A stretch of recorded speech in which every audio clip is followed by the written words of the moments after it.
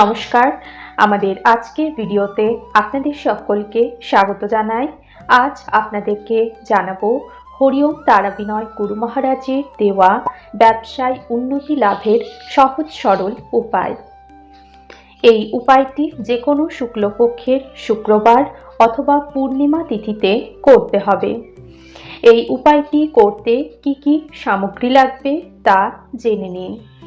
লাগবে এক টুকরো কলা গাছের পাতা, একটি লাল জেল পেন অথবা মার্কার পেন, 3টি হলুদ কড়ি, 3টি এলাচ, 3টি লবঙ্গ, সামান্য আতপ চাল, আর লাগবে এক টুকরো লাল কাপড়, মৌলি সুতো, সাদা সরিষা, সিঁদুর ও একটি 1 টাকার কয়েন।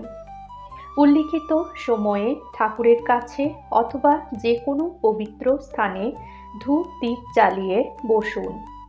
কলা পাতায় স্ক্রিনে দেওয়া যন্ত্রটি লাল জেল পেন দিয়ে অথবা মার্কার পেন দিয়ে সুন্দরভাবে অঙ্কন করুন। যন্ত্রটি অঙ্কন করা হয়ে গেলে কলা পাতাটিকে ভালো করে ভাঁজ করে মুড়ে মৌলি সুতো দিয়ে বেঁধে দিন।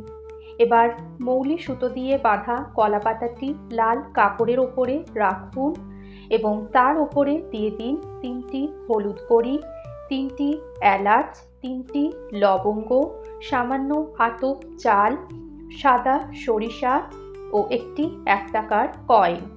এবার এই সামগ্রীগুলির ওপর সামান্য সিঁদুর ছড়িয়ে দিন।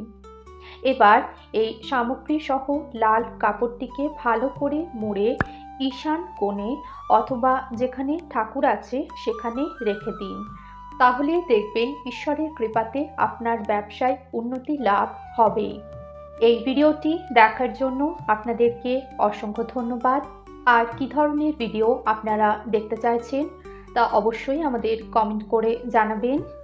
ভিডিওটি ভালো লেগে থাকলে একটি লাইক শেয়ার করবেন। মা তারা ও সাইনাথ আপনাদের মঙ্গল করুন। সুস্থ থাকবেন, ভালো থাকবেন। নমস্কার।